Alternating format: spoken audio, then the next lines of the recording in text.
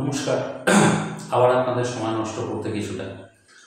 তো আজকের ভিডিওটা অনেকগুলো বিষয় নিয়ে ছোট ছোট করে আলোচনা করা রয়েছে, তো প্লিজ একটু মন দিয়ে শুনবেন। প্রথম জিনিস হচ্ছে, যখন আমি ভিডিওটা শুরু করছি জাস্ট তার 5 মিনিট আগে ইউএসএ ফেডের মিটিংয়ের আউটকাম এসেছে। আর যে মিটিংয়ের আউটকাম এখনো অবধি হচ্ছে খুব ভালো, যে মানে ইনফ্লেশনকে ইউএস কন্ট্রোল করতে চাইছে। জব ডেটা নিয়ে একটা টেনশন ছিল, যার জন্য প্রচুর ইকোনমিস্ট এই ছোট্ট টাইমের মধ্যে আমেরিকাতে রিসেশন আসতে পারে ইত্যাদি ইত্যাদি নানা রকম বক্তব্য রেখেছিল। তো পাওয়েল স্যার সেই জায়গাটাকে বলেছে যে আমরা যত রকম সাপোর্টিভ মেজার নেওয়া যায় তত রকম সাপোর্টিভ মেজার নেব, যাতে রিসেশন না আসে বা ওই ধরনের কোনো ভয় না থাকে। এরপর কি রয়েছে, ফেড রেট কাট করবে, ইনফ্লেশনকে 2%-এর মধ্যে আনবে, যার জন্য এই মুহূর্তে ডাউ জোন্স বা আমাদের গিফট নিফটি দুটোই বেশ কি বলবো ভালো মতন পজিটিভ রয়েছে। আর এটা যদি রাত 12টা অবধি কন্টিনিউ করতে পারে, রাত 12টা নয়, ইনফ্যাক্ট রাত 1:30টা অবধি যদি কন্টিনিউ করতে পারে, তাহলে হয়তো আমরা একটা সোমবার দিন বড় আপমুভ দেখব। এবার কথা হচ্ছে, কিছুদিন আগে থাকতে আমি সমানে বলে যাচ্ছি যে ফলের কোয়ালিটি কিন্তু ঠিকঠাক নয়। ভিক্সে ইনক্রিজ এসেছিল, তারপর থেকে ভিক্স কনস্ট্যান্ট করছে, যার জন্য কোথাও না কোথাও মনে হচ্ছে যে বাজার হয়তো বড় ফল করবে না, উল্টে 27,000 বা 28,000-এর রাস্তা খুলবে বাই দিওয়ালি।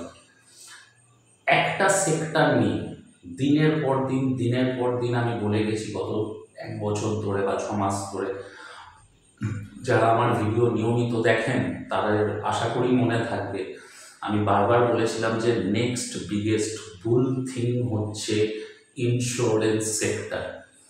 যত রকম ইন্স্যুরেন্স কোম্পানি স্টক রয়েছে তুলুন, পোর্টফোলিওতে হোল্ড করুন। এইচডিএফসি লাইফ হোক, আইসিআইসিআই প্রুডেন্সিয়াল হোক, এসবিআই লাইফ হোক, ন্যাশনাল ইন্স্যুরেন্স হোক, যা হোক, এদের মধ্যে থেকে একটা দুটোকে চুজ করে আমাদেরকে পোর্টফোলিওতে হোল্ড করতে হবে বেটার রিটার্নের জন্য। নেক্সট 5 বছরে এদের দাম যদি 5 গুণ 10 গুণ হয়ে যায়, আমি অ্যাটলিস্ট অবাক হব না।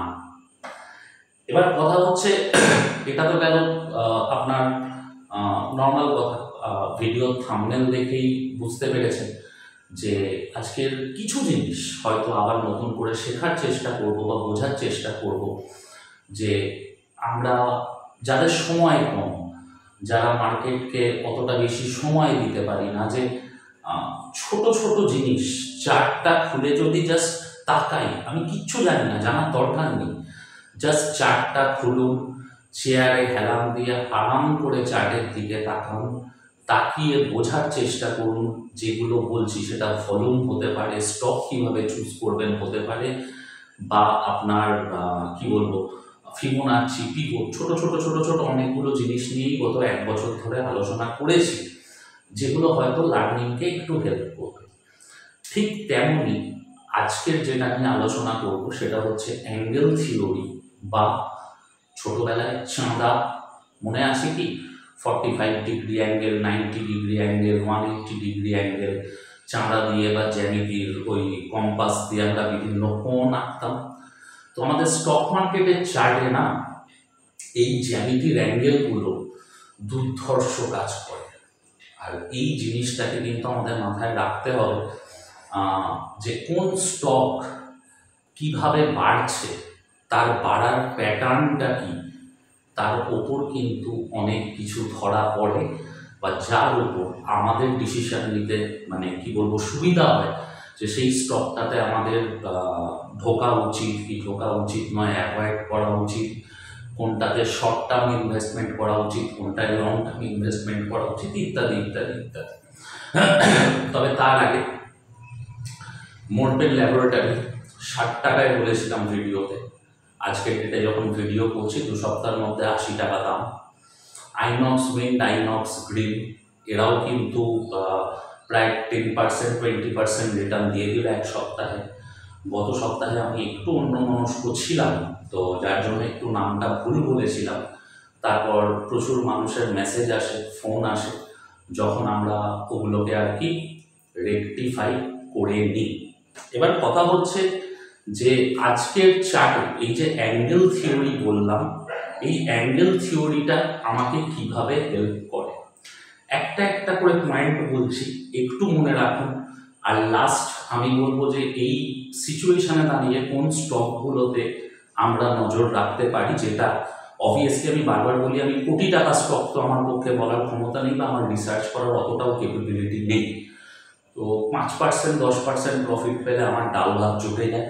তো আমি আপনাদেরকে যেটাই বলি না কেন সেটা ওই 5, 10, 20, 25% প্রফিটের জন্যই ধরবেন কিন্তু। হ্যাঁ, ইন্দ্রপ্রস্থ মেডিকেল কর্পোরেশন যারা ধরে আছেন, প্রফিট বুক যারা 30-40% করে নিয়েছেন, এক মাসে করে নিয়েছেন, যাদের ধরে থাকার ক্যাপাসিটি আছে ধরে থাকুন। আমি আবার বলছি এই স্টকটা আগামী দিনে 3,000 টাকা গেলেও কিন্তু আমি অবাক হব না। আর আবার সবাইকে রিকোয়েস্ট করব যে যারা প্রফিট করছে বা কোনো প্রবলেমে রয়েছে, প্লিজ একটু হোয়াটসঅ্যাপ করবেন বা ইউটিউবে কমেন্ট করবেন, কারণ কোথাও না কোথাও পজিটিভ কমেন্ট দেখলে যে না প্রফিট করেছি বা আমরা প্রফিট করছি, কোথাও না কোথাও একটু এনার্জি তো বাড়ে, এটা অস্বীকার করার জায়গা নেই।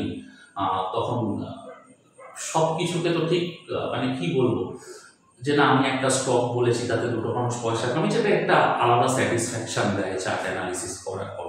এটা কোথাও না কোথাও আপনাদের এই এনকারেজটা আমাকে এনার্জি দেবে।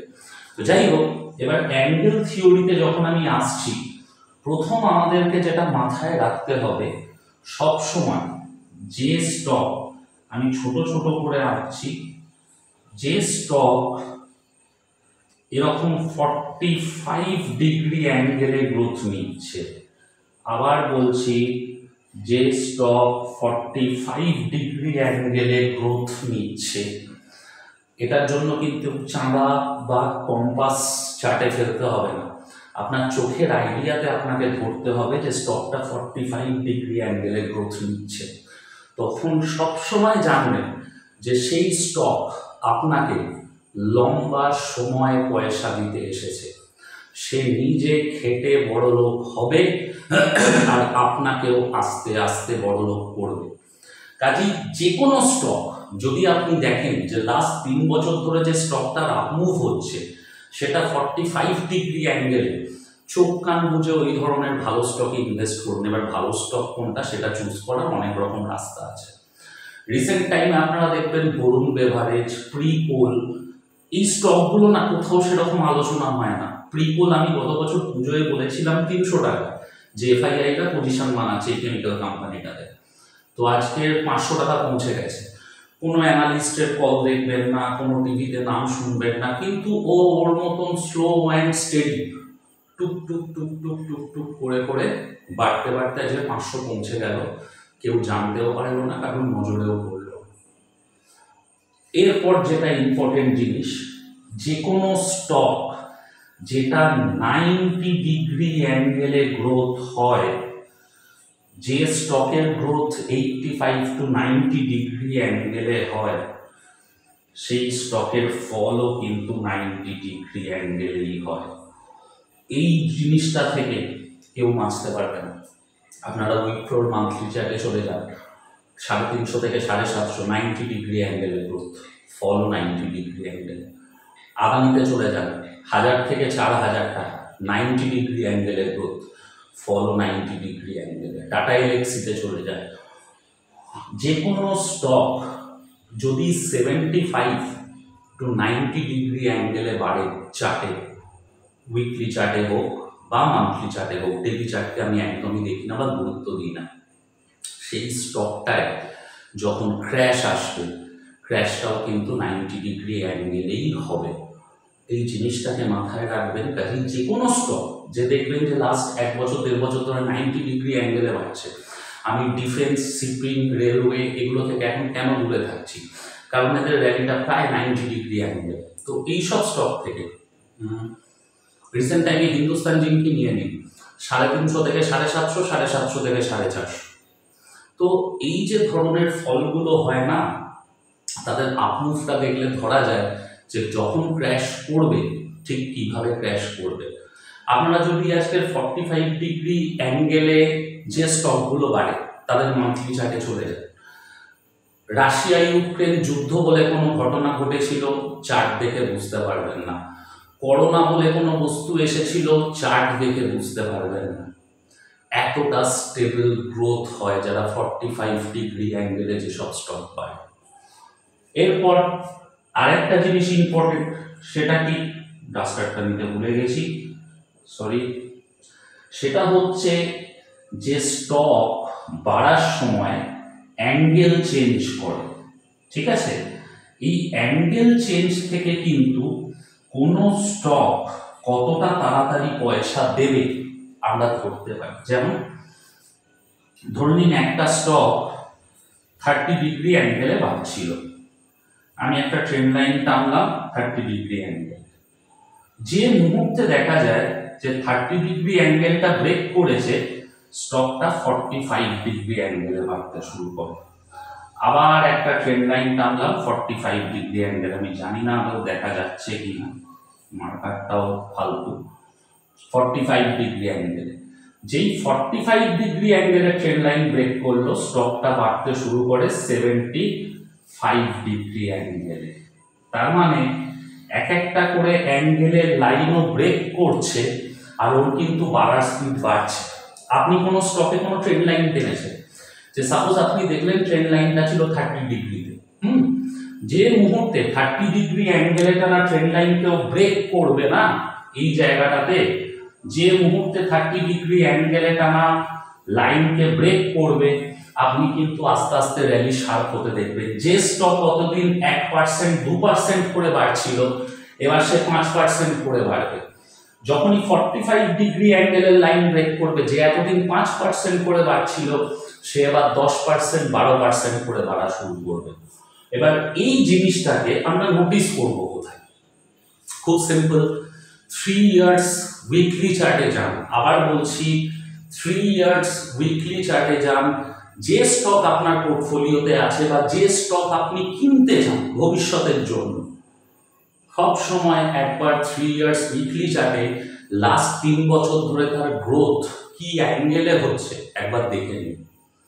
যত ভালো কোম্পানি হোক, 90 ডিগ্রি অ্যাঙ্গেলে সাস্টেন করবে না, আজ করবে না, 6 মাস বাদে করবে, 6 মাস বাদে করবে না, 1 বছর বাদে করবে, কিন্তু যেদিন করবে 60 to 70% করবে।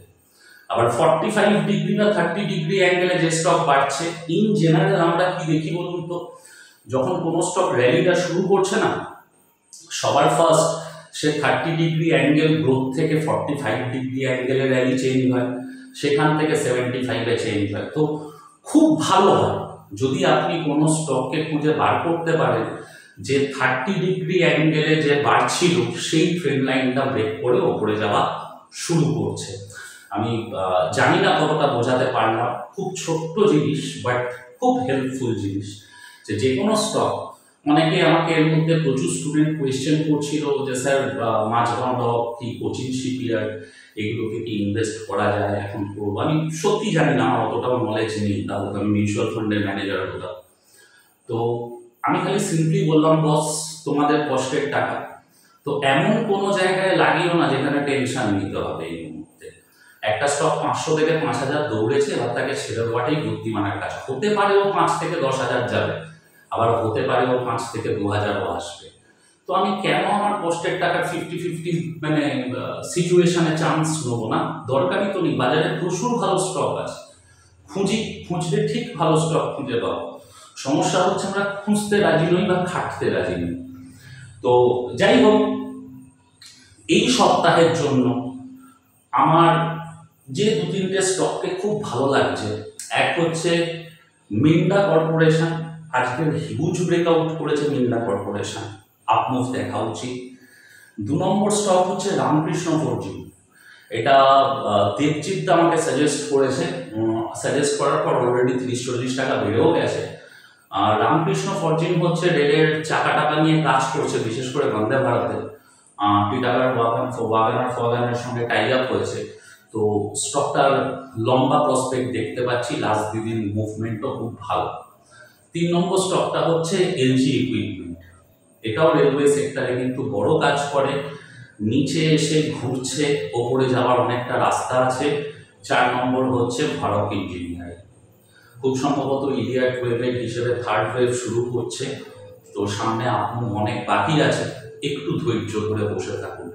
এই 3-4টে স্টক আশা করি, অবভিয়াসলি আমি কোনো সেমি রেজিস্টার্ড অ্যানালিস্ট নই, তো প্লিজ আপনারা মানে কি বলবো, নিজেদের যাদের সঙ্গে কনসাল্ট করে কাজ করেন বা আলোচনা করেন বা নিজেরা একটু পড়াশোনা করে নেন বিভিন্ন সাইট থেকে বা বিভিন্ন থেকে। তো এই স্টকগুলো আমার এই সপ্তাহে নজরে থাকবে। Minda corporation, LG equipment, Ramakrishna সবজি। কার্নেক্স মাইক্রো আপনারা দেখলেন যে কোথা থেকে কোথায় চলে গেল, 750 থেকে 1000। তো যাই হোক, এবার কতটা সময় দিতে পারবো, টাইমলি ধরতে পারবো, বেরোতে পারবো, এটা পুরোপুরি আমাদের ব্যাপার যে আমরা কতটা মার্কেটকে সময় দিচ্ছি।